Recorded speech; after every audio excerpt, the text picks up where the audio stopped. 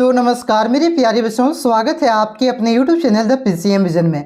प्यारे बच्चों, आज के इस वीडियो के माध्यम से हम लोग क्लास 12 इकोनॉमिक्स के मोस्ट VVI 40 ऑब्जेक्टिव क्वेश्चन को देखेंगे जो कि आप सभी के बोर्ड एग्जाम में आने की ज़्यादा से ज़्यादा चांसेस हैं। तो इस वीडियो में हम लोग 2022 में जो आपका 40 ऑब्जेक्टिव क्वेश्चन पूछा गया था उसको डिस्कस करने वाले हैं। तो वीडियो पे आप लोग अंत तक बने रहें और चैनल पे पहली बार आए हैं तो चैनल को सब्सक्राइब जरूर कीजिएगा। तो चलिए शुरू करते हैं और डिस्कस करते हैं एक एक करके सारे प्रश्नों को। तो पहला क्वेश्चन पूछा गया था, बहुत ही आसान क्वेश्चन है कि अर्थशास्त्र के जनक कौन थे। तो अर्थशास्त्र का जनक किसे कहा जाता है? एडम स्मिथ को कहा जाता है। ऑप्शन नंबर 2 इसका करेक्ट आंसर होगा। देखिए, इन्होंने ही आपका अर्थशास्त्र की धन संबंधित परिभाषा दिया था और कहा था कि अर्थशास्त्र धन का विज्ञान है। इसे भी आप लोग ध्यान रखिएगा, ठीक है। क्वेश्चन पूछता है कि अर्थशास्त्र की धन संबंधित परिभाषा किसने दिया था? तो एडम स्मिथ ने दिया था। आ तो क्वेश्चन घुमा करके पूछेगा कि अर्थशास्त्र धन का विज्ञान है, ये किसने कहा है? तो एडम स्मिथ ने ही कहा था, ठीक है। उसके बाद देखिए अगला क्वेश्चन है कि किनके अनुसार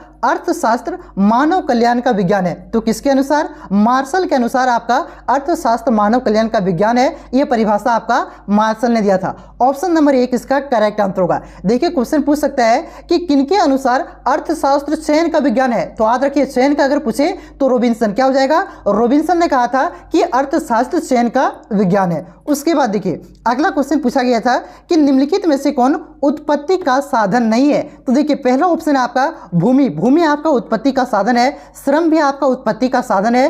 पूंजी भी आपका उत्पत्ति का साधन है। एक और क्या होता है? साहस। ये चार आपका क्या है? उत्पत्ति का साधन है। मुद्रा आपका उत्पत्ति का साधन नहीं है। तो यहाँ पे नहीं है सो पूछा है, इसलिए इस क्वेश्चन का राइट आंसर ऑप्शन नंबर 3 हो जाएगा। उसके बाद देखिए अगला क्वेश्चन है आपका कि अर्थव्यवस्था की केंद्रीय समस्या कौन सी है? तो देखिए साधनों का आवंटन, ये भी आपका अर्थव्यवस्था की केंद्रीय समस्या है। साधनों का कुशलतम प्रयोग, ये भी आपका अर्थव्यवस्था की केंद्रीय समस्या है। आर्थिक विकास भी है, इसलिए इस क्वेश्चन का राइट आंसर हो जाएगा ये सभी, यानी कि इनमें से सभी, ये सभी आपका अर्थव्यवस्था की केंद्रीय समस्या है, ठीक है। तो इस क्वेश्चन का राइट ऑप्शन नंबर 4 हो जाएगा, इनमें से सभी। उसके बाद देखिए पांचवा क्वेश्चन पूछा गया था कि कीमत कि किस प्रकार की अर्थव्यवस्था में कीमत तंत्र के आधार पर निर्णय लिए जाते हैं? तो किस प्रकार की अर्थव्यवस्था में? पूंजीवादी अर्थव्यवस्था में आपका कीमत तंत्र के आधार पर निर्णय लिए जाते हैं। इस क्वेश्चन का राइट आंसर ऑप्शन नंबर 2 हो जाएगा। देखिए प्रीवियस ईयर क्वेश्चन आपका बहुत ही ज़्यादा इंपॉर्टेंट होता है। प्रीवियस ईयर क्वेश्चन से हूबहू रिपीट करता है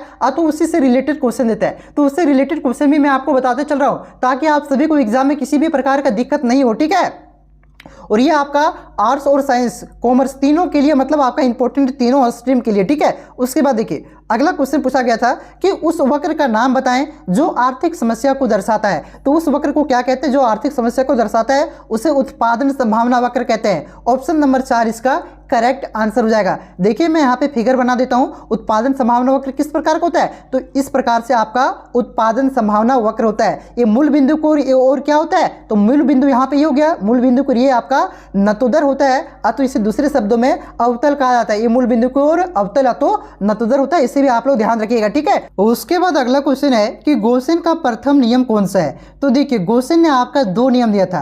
पहला नियम आपका सीमांत उपयोगिता का ह्रास नियम है और दूसरा नियम आपका सम सीमांत उपयोगिता का नियम है। तो यहाँ पे क्या पूछा है? प्रथम नियम पूछा है, यानी कि पहला नियम पूछा है। तो इसका राइट आंसर हो जाएगा आपका सीमांत उपयोगिता का ह्रास नियम। ऑप्शन नंबर 2 इसका करेक्ट आंसर होगा। अगर पूछता कि दूसरा नियम कौन सा है तब आपका हो जाता सम सीमांत उपयोगिता का नियम, ठीक है। उसके बाद देखिए ध्यान रखिएगा अगला क्वेश्चन है आपका कि जब कुल उपयोगिता अधिकतम होती है तब सीमांत उपयोगिता है। तो कुल उपयोगिता यानी कि TU जब आपका हाईएस्ट पर होता है तब सीमांत उपयोगिता क्या होता है? कमेंट करके आप लोग जरूर बताइएगा, क्योंकि ये जो क्वेश्चन आपका मॉडल पेपर में है वहाँ पे मैंने आप सभी को डिटेल में बताया हुआ था और जब आपका टॉप 40 क्वेश्चन इकोनॉमिक्स से करवा रहे थे वहाँ पे भी बताया हुआ था, ठीक है। अगर आप लोगों ने वैसे वीडियो को नहीं देखा है तो वैसे वीडियो को जरूर देखिएगा, काफ़ी ज़्यादा VVI क्वेश्चन उसमें करवाया गया है। तो इस क्वेश्चन का आंसर आप लोग कमेंट करके जरूर बताइएगा। चलिए देखिए मैं जो पहले डिस्कस कर चुका हूँ ना वो यहाँ पे ज़्यादा डिस्कस नहीं करूँगा, ठीक है। अगला क्वेश्चन पे आते हैं। अगला क्वेश्चन है आपका कि कीमत या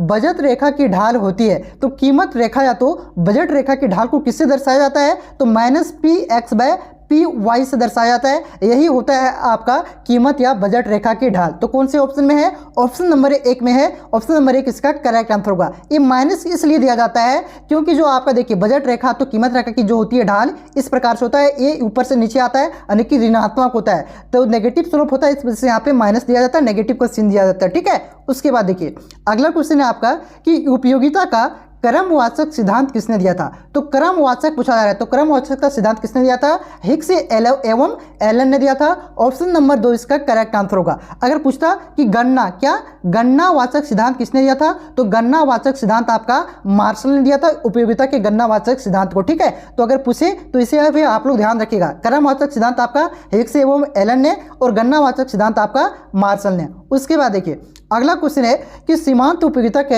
ह्रास नियम के प्रतिपादक हैं। तो सीमांत उपयोगिता के ह्रास नियम किसने दिया था? तो ये गोसेन ने दिया था। पहला नियम है गोसेन का। ठीक है, और दूसरा नियम आपका सम सीमांत उपयोगिता का नियम है। तो ऑप्शन नंबर 1 इसका करेक्ट आंसर हो जाएगा। गोसेन ने इसका प्रतिपादन किया था। उसके बाद देखिए अगला क्वेश्चन पूछा गया था कि मांग वक्र की सामान्यतः ढाल होती है। तो किस प्रकार का मांग वक्र होता है? मैं यहाँ पे बना देता हूँ। देखिए इस प्रकार से आपका मांग वक्र होता है। इधर हो गया आपका बायां, इधर हो गया आपका दायां। तो बाएं से दाएं ऊपर से नीचे की ओर होता है। किस प्रकार से? बाएं से दाएं ऊपर से नीचे की ओर मांग वक्र की ढाल होता है। तो कौन से ऑप्शन में दिया हुआ है? देखिए बाएं से दाएं ऊपर की ओर। यहां से बाएं से दाएं ठीक लिखा है, लेकिन यहां पे क्या लिख दिया है? ऊपर की ओर। ऊपर की नहीं होता है, ऊपर से नीचे की ओर होता है। तो ये तो आपका होगा ही नहीं। दूसरा ऑप्शन देखिए बाएं से दाएं नीचे की ओर। तो हाँ, बाएं से दाएं आ रहा है और ऊपर से नीचे की ओर आ रहा है, तो इसलिए इस क्वेश्चन का राइट आंसर ऑप्शन नंबर 2 जाएगा, बाएं से दाएं नीचे की ओर। उसके बाद देखिए अगला क्वेश्चन है आपका कि मांग फलन को किस समीकरण के द्वारा व्यक्त किया जाता है? तो मांग फलन को आपका dx बराबर एफ पी एक्स के द्वारा व्यक्त किया जाता है, इस समीकरण के द्वारा व्यक्त किया जाता है। तो कौन से ऑप्शन में है? ऑप्शन नंबर 3 में है। तो ऑप्शन नंबर 3 इसका करेक्ट आंसर होगा। अगर पूछे कि पूर्ति फलन को किस समीकरण के द्वारा व्यक्त किया जाता है, तो कुछ नहीं करना है, यहाँ पे डी की जगह आपको एस कर देना है और उसी प्रकार से आप सभी को लिख देना है हूबहू। ठीक है, जिस प्रकार से आप लोग मांग फलन को दर्शाते हैं उसी प्रकार से आपका पूर्ति फलन को भी दर्शाया जाता है। सिर्फ यहाँ पे डी यानी कि डिमांड की जगह पर यहाँ पे क्या हो जाएगा? एस सप्लाई हो जाएगा। ठीक है, ध्यान रखिएगा। इससे भी ये पूछ देगा क्वेश्चन कि पूर्ति फलन को किससे दर्शाया जाता है, तो इस प्रकार से आपका पूर्ति फलन को दर्शाया जाता है। उसके बाद देखिए अगला क्वेश्चन है कि मूल्य वृद्धि से ग्रिफिन वस्तुओं की मांग। तो देखिए जो आपका मूल्य वृद्धि से ग्रिफिन वस्तुओं की मांग क्या होती है? बढ़ जाती है। समझिए जो मांग का नियम है आपका ग्रिफिन वस्तुओं पर लागू नहीं होता है। ठीक है, ये ग्रिफिन वस्तुओं मांग का नियम लागू नहीं होता है। ग्रिफिन वस्तुएं किसे कहते हैं? तो देखिए जो ग्रिफिन वस्तुओं का कॉन्सेप्ट है ये आपका ग्रिफिन नामक अर्थशास्त्री के द्वारा दिया गया था कि कोई भी वस्तु आपका ग्रिफिन वस्तु नहीं रहता पहले से, उसे समय बना देता है। समय बनाने का मतलब ये हुआ कि देखिए आपका एग्जाम्पल के तौर पर मास्क ले लीजिए। क्या हुआ था? कोरोना के पहले आपका मास्क का कोई वैल्यू था क्या? नहीं ना था कोरोना के पहले मास्क का वैल्यू, लेकिन जब कोरोना आया तो वह वस्तु क्या बन गया? आपका जो आपका मास्क है ये बन गया आपका ग्रिफिन वस्तु। इसका दाम भी बढ़ने लगा, दाम के साथ साथ क्या हुआ? मांग भी बढ़ने लगा। तो जो जिस प्रकार की वस्तुओं का दाम के साथ साथ मांग भी बढ़े उसी को कहा जाता है ग्रिफिन वस्तुएं। इस पर मांग का नियम लागू नहीं होता है। तो ठीक है, तो मांग के साथ क्या क्या होती है? मूल्य वृद्धि के साथ इसका मांग भी बढ़ जाता है। ऑप्शन नंबर 1 इसका करेक्ट आंसर होगा। तो उसके बाद देखिए अगला क्वेश्चन है कि मांग में कमी का क्या कारण है? तो मांग में कमी का अनेक कारण है। देखिए ऑप्शन के अनुसार आय में कमी, पैसा कम कमाएगा तो मांग तो कम करबे करेगा किसी भी वस्तु का। ठीक है, तो ये भी एक कारण है। दूसरा क्रेताओं की संख्या कमी, यानी कि खरीदने वाला कम रहेगा तो मांग ऑटोमेटिक कम हो जाएगा, तो ये भी एक कारण है। तीसरा है उपभोक्ता की रुचि में कमी, यानी कि कोई भी वस्तु वो पहले खरीद रहा था अब उसे पसंद नहीं है तो उसे भी क्या होगी? उस वस्तु की मांग में क्या हो जाएगी? कमी हो जाएगी, तो ये भी एक कारण है। इसलिए इस क्वेश्चन का राइट आंसर हो जाएगा इनमें से सभी ऑप्शन नंबर 4। उसके बाद देखिए अगला क्वेश्चन है कि मांग की लोच है। तो मांग का जो लोच है बच्चों, देखिए आप लोगों का क्वेश्चन भी था 5 नंबर का निकालने का आएगा कि मांग की लोच निकालें। तो मांग की लोच वहां पे किस प्रकार से निकाल रहे हैं? वैल्यू में निकाल रहे हैं, मात्रा में निकाल रहे हैं। ठीक है, क्वांटिटी में निकाल रहे हैं, इसलिए इस क्वेश्चन का राइट आंसर क्या हो जाएगा?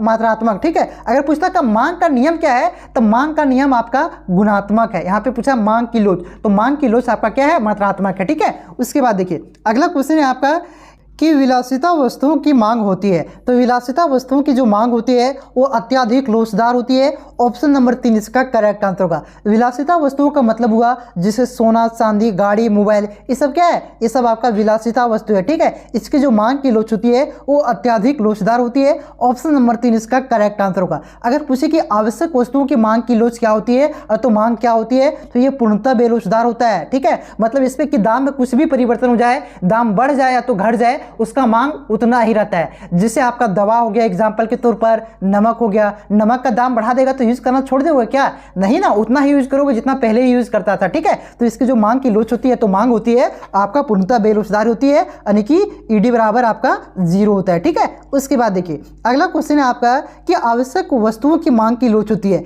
तो अभी कुछ देर पहले मैंने आप सभी को बताया कि जो आवश्यक वस्तुओं की मांग की लोच होती है वो होता है आपका 0, यानी कि पूर्णतः बेलोचदार होता है। इसलिए इस क्वेश्चन का राइट आंसर ऑप्शन नंबर 1 हो जाएगा। देखिए इसी क्वेश्चन को घुमा करके पूछेगा, यहाँ पे आवश्यक वस्तुओं की जगह पर आवश्यक वस्तुओं की एग्जाम्पल दे देगा। जिसे पूछेगा कि नमक, नमक का मांग की लोच होती है, तो यहाँ वही आंसर हो जाएगा। नमक आपका क्या है, आवश्यक वस्तु है ना, तो उसका भी मांग की लोच आपका 0 हो जाएगा, पूर्णतः बेरोजगार हो जाएगा। दवा का मांग की लोच पूछे तो दवा का भी आपका 0 हो जाएगा। जो आवश्यक वस्तुएं हैं उसका मांग की लोच पूर्णतः बेरोजगार होता है, 0 होता है, ठीक है। उसके बाद देखिए अगला क्वेश्चन आपका कि उत्पादन फलन को व्यक्त किया जाता है। तो उत्पादन फलन को आपका QX बराबर F ब्रैकेट वर्ड या उत्पादन के साधन के द्वारा इसे दर्शाया जाता है। ऑप्शन नंबर 2 इसका करेक्ट आंसर होगा। यहाँ पे ABCD क्या है, ABCD आपका उत्पादन के साधन है, ठीक है। इस प्रकार से आपका उत्पादन फलन को व्यक्त किया जाता है, दर्शाया जाता है। उसके बाद देखिए अगला क्वेश्चन है, ये क्वेश्चन आपका रिपीट हो रहा है, शायद तीसरा या चौथा क्वेश्चन में था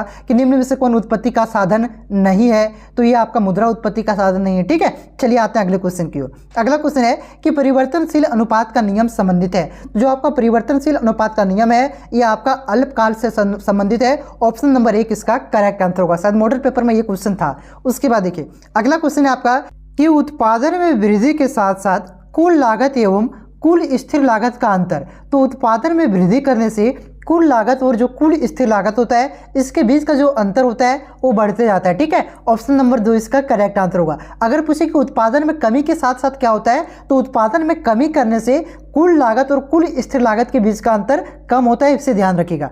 उसके बाद देखिए अगला क्वेश्चन है आपका फार्मूला से कि निम्न में से कौन सही है। तो मैंने आप सभी को एक फार्मूला बताया था कि TC बराबर क्या होता है, TC बराबर होता है आपका TVC प्लस TFC होता है आपका TC बराबर, ठीक है। देखिए कोई भी फार्मूला में कोई भी ऑप्शन में लिखा हुआ है क्या, ये फार्मूला नहीं लिखा हुआ है। देखिए यहाँ पे आपका माइनस में दिया है, यहाँ पे गुना में दे दिया, तो ये तो होगा ही नहीं। चलिए अब हम लोग इसको इधर उधर करते हैं। इधर उधर करने का मतलब हुआ कि TVC के फॉर्म में लाते, तो किस प्रकार से लेंगे। तो चलिए सबसे पहले TVC लिख देते हैं। TVC लिख दिए तो इसको क्या करना होगा, TC की तरफ लाना होगा। तो TC की तरफ लाएंगे तो ये आपका प्लस में, बराबर के इधर हम लोग लाएंगे तो क्या होगा, बराबर के इधर लाने से आपका ये माइनस में चल जाएगा, ठीक है। तो क्या होगा, TC माइनस TFC हो जाएगा इसका आंसर, ठीक है। तो देखिए इस प्रकार से आपको कौन से ऑप्शन में दिया हुआ है, तो ऑप्शन नंबर 1 में दिया हुआ है। ऑप्शन नंबर 1 ये जो समीकरण दिया हुआ है ये सही हो जाएगा, ठीक है। सिर्फ आपको ये फार्मूला को ध्यान रखना है। ये फार्मूला को अगर आप इधर उधर कीजिएगा, कभी TFC के फॉर्म में लाना है, कभी TC के फॉर्म में लाना है,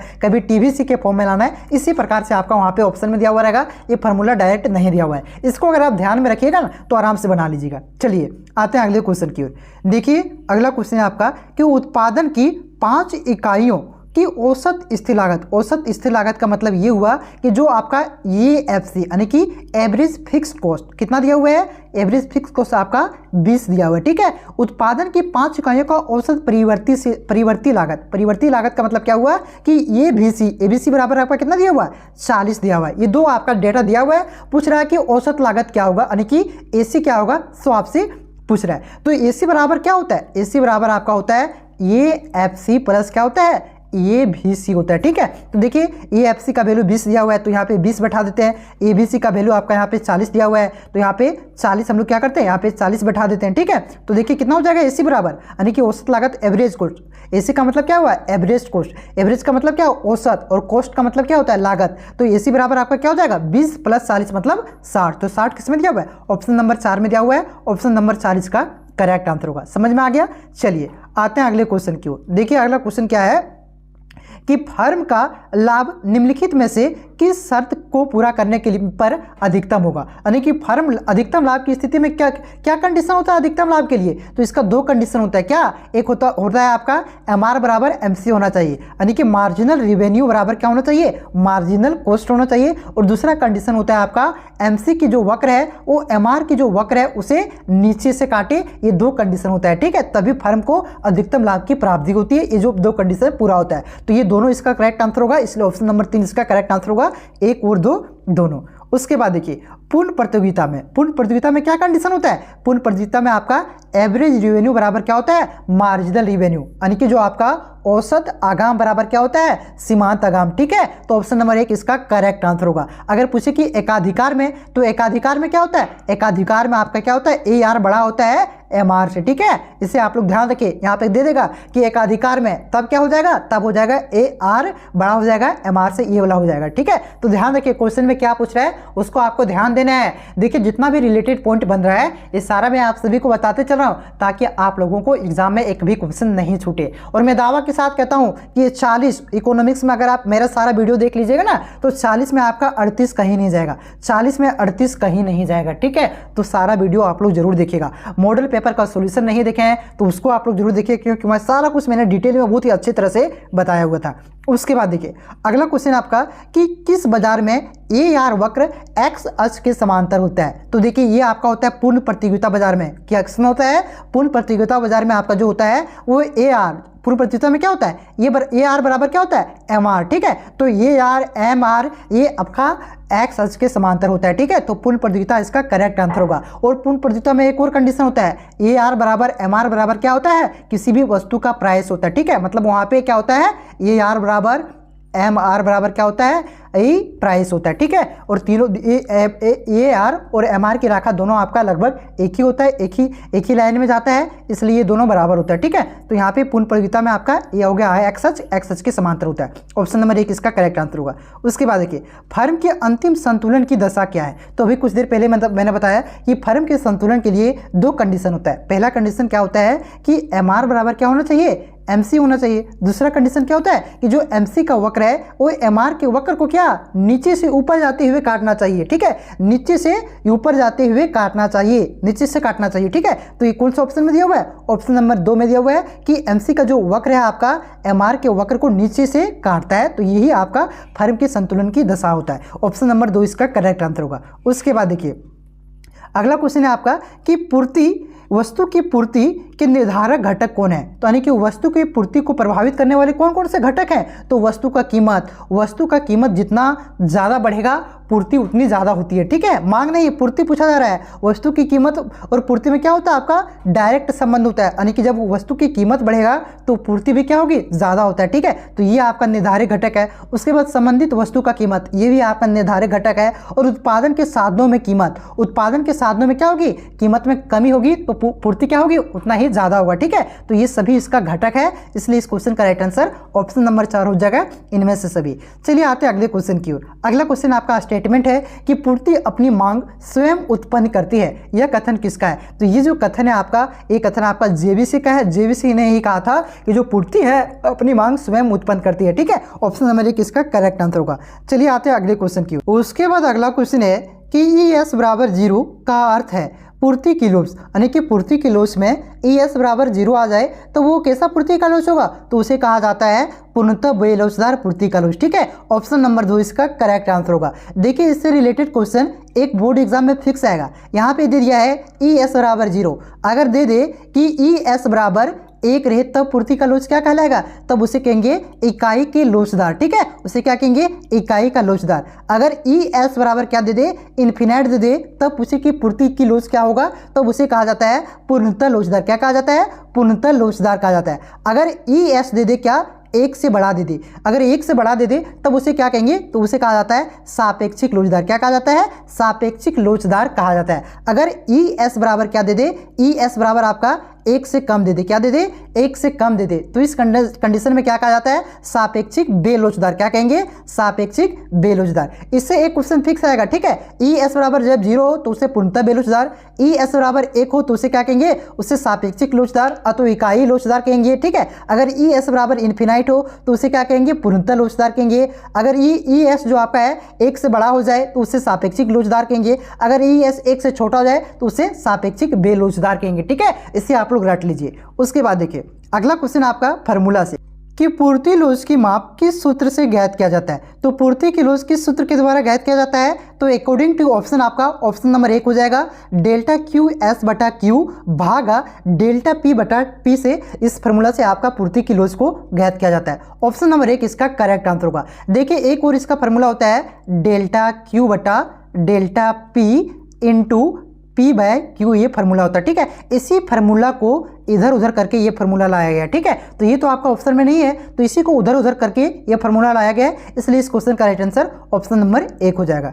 उसके बाद चलिए आगे चलते हैं। देखिए अगला क्वेश्चन है आपका कि बाजार की क्या विशेषता है। तो बाजार का जो विशेषता है वो एक क्षेत्र, ये भी इसका बाजार की विशेषता है। क्रेताओं एवं विक्रेताओं की उपस्थिति, ये भी आपका बाजार की विशेषता है, तो ये भी सही होगा। उसके बाद है वस्तु का एक मूल्य, ये भी आपका बाजार की विशेषता है। तो ये तीनों आपका बाजार की विशेषता है, इसलिए इस क्वेश्चन का राइट आंसर ऑप्शन नंबर 4 हो जाएगा, इनमें से सभी। उसके बाद देखिए अगला क्वेश्चन है आपका कि पूर्ण प्रतियोगिता में क्या स्थिर रहता है। तो पूर्ण प्रतियोगिता में आपका क्या स्थिर रहता है, तो ये आर और एम आर दोनों स्थिर रहता है। मैंने आप सभी को बताया था। देखिए इस प्रकार से पूर्ण प्रतियोगिता बाजार में आपका एम आर और ए आर का वक्र होता है ना, इस प्रकार से एक्स के समांतर। तो अगर देखिए ये बदलता नहीं है, इस वजह से ये एक्स के समांतर जाता। अगर ये स्थिर नहीं रहता, परिवर्तनशील रहता है, तो इस प्रकार से ऊपर नीचे जाता। ठीक है, तो यही आपका ए आर और एम आर ये दोनों आपका स्थिर रहता है। तो ऑप्शन नंबर 3 इसका करेक्ट आंसर होगा, 1 और 2 दोनों। चलिए आते हैं अगले क्वेश्चन की ओर। अगला क्वेश्चन है आपका कि कौन पूर्ण प्रतियोगिता की विशेषता नहीं है। तो पहला ऑप्शन है आपका क्रेताओं तथा विक्रेताओं की अधिक संख्या। हाँ जी, पूर्ण प्रतियोगिता बाजार में आपका क्रेताओं और विक्रेता होने की, खरीदने वाला और बेचने वालों की बहुत ही अधिक संख्या होती है, तो ये इसका विशेषता है। उसके बाद है आपका वस्तु की एकरूपता। तो पूर्ण प्रतियोगिता बाजार में समरूप वस्तुएं पाई जाती है, यानी कि वस्तुओं में आपका एकरूपता पाया जाता है, तो ये भी विशेषता है। उसके बाद है आपका कि ऑप्शन नंबर 3 में कि विज्ञापन तथा विक्रय लागत है। तो आपका पूर्ण प्रतियोगिता बाजार में आपका विज्ञापन नहीं किया जाता है। ठीक है, वहाँ पे विज्ञापन के लिए कोई भी लागतें नहीं आती है, इसलिए इसका करेक्ट आंसर हो जाएगा ऑप्शन नंबर 3, ये विशेषता नहीं है। ऑप्शन नंबर 3 इसका करेक्ट आंसर होगा। बाकी बात बाजार का पूर्ण ज्ञान, ये भी आपका पूर्ण प्रतियोगिता का विशेषता है। चलिए आते हैं अगले क्वेश्चन। अगला क्वेश्चन आपका कि श्रम की 2 इकाई लगाने पर कुल उत्पादन 22 है और 1 इकाई लगाने पर यह 10 है, तो सीमांत उत्पादन क्या होगा। देखिए सीमांत उत्पादन क्या किसे कहते हैं, तो किसी भी साधन के एक अतिरिक्त इकाई के प्रयोग से जो भी उत्पादन होता है ना, उसी को क्या कहते हैं, सीमांत उत्पादन कहते हैं। सीमांत का मतलब ये क्या होता है, एक अतिरिक्त। ठीक है, पहले देखिए जब 1 का उत्पादन कर रहे थे तो कितना का हो रहा था उत्पादन, एक इकाई का प्रयोग कर रहे थे तो ये आपका 10 का उत्पादन हो रहा था। अब दूसरा प्रयोग किए तो कितना हो गया, 22 हो गया, यानी कि एक अतिरिक्त प्रयोग किए, 1 से आपका 1 बढ़े ना, यानी कि 1 का अतिरिक्त प्रयोग किए तो 1 अतिरिक्त प्रयोग करने से कितना बढ़ रहा है, तो 12 बढ़ रहा है। ठीक है, तो यहाँ पे सीमांत उत्पादन कितना हो जाएगा, 12 हो जाएगा, ऑप्शन नंबर 2। ठीक है, यानी कि 1 अतिरिक्त इकाई से जितना भी उत्पादन होगा उसी को आपका सीमांत उत्पादन कहा जाता है। ठीक है, चलिए आते हैं अगले क्वेश्चन। अगला क्वेश्चन देखिए 37 नंबर का, एक वित्त मंत्री विदेशी वस्तुओं पर कर की दर में वृद्धि कर सकता है जिनकी मांग की लोच होता है। तो वैसी वस्तुओं पर कर में वृद्धि कर सकता है जिसकी मांग की लोच 1 से अधिक होता है। ठीक है, ऑप्शन नंबर 1 इसका करेक्ट आंसर होगा। उसके बाद देखिए अगला क्वेश्चन है कि मार्शल के अनुसार उपयोगिता की माप की इकाई क्या है। तो देखिए उपयोगिता की माप की इकाई आपका यूटिल्स होता है। ठीक है, लेकिन मार्शल के अनुसार पूछा है तो मार्शल के अनुसार आपका मुद्रा होता है। ठीक है, ऑप्शन नंबर 3 इसका करेक्ट आंसर होगा। एक्चुअल में आपका उपयोगिता की माप की इकाई आपका यूटिल्स होता है, लेकिन मार्शल के अनुसार मुद्रा होता है। चलिए आते हैं अगले क्वेश्चन की ओर। अगला क्वेश्चन देखिए क्या है कि किसी वस्तु की पूर्ति की मात्रा और उसकी कीमत के बीच किस प्रकार का संबंध पाया जाता है। तो देखिए जब किसी भी वस्तु की कीमत में बढ़ोतरी होगी ना, तो उसकी पूर्ति में भी क्या होती है, बढ़ोतरी होती है, यानी कि इसमें डायरेक्टली यानी कि समानुपाती का संबंध पाया जाता है, प्रत्यक्ष संबंध पाया जाता है। ठीक है, ऑप्शन नंबर 2 इसका करेक्ट आंसर होगा। अगर पूछे कि किसी भी वस्तु की मांग और कीमत में किस प्रकार का संबंध पाया जाता है, तो मांग और कीमत में आपका विलोम से संबंध पाया जाता है, लेकिन आपका पूर्ति और कीमत में आपका प्रत्यक्ष यानी कि डायरेक्ट संबंध पाया जाता है। तो क्वेश्चन में पूछा है पूर्ति और कीमत, तो ऑप्शन नंबर 2 इसका करेक्ट आंसर होगा, प्रत्यक्ष। उसके बाद देखिए अगला क्वेश्चन है कि किसी वस्तु की मानवीय आवश्यकता को संतुष्ट करने की क्षमता को क्या कहते हैं? तो इसे कहते हैं उपयोगिता। ये ही आपका उपयोगिता की परिभाषा, यानी कि जिस वस्तु में जितनी भी संतुष्ट करने की क्षमता होगी मानवीय आवश्यकता को, उस वस्तु की उपयोगिता उतनी ही ज़्यादा होगी। ठीक है, तो ऑप्शन नंबर 2 इसका करेक्ट आंसर होगा। उपयोगिता कहते हैं आवश्यकता, मानवीय आवश्यकता को संतुष्ट करने की क्षमता को। तो यहाँ पे टोटल 40 क्वेश्चन मैंने आप सभी को करवाया। कैसा ये वीडियो आप सभी को लगा कमेंट करके जरूर बताइएगा। इससे पहले वाले वीडियो को आप लोग जरूर देखिएगा, और ये वीडियो अच्छा लगा तो वीडियो को कमेंट करके जरूर बताइए कि हाँ सर बहुत ही अच्छा लगा और नेक्स्ट वीडियो लेकर के आइए। ठीक है, चलिए मिलते हैं नेक्स्ट वीडियो में। चैनल पे नए हैं तो सब्सक्राइब जरूर कीजिएगा। जय हिंद, जय भारत, जय झारखंड।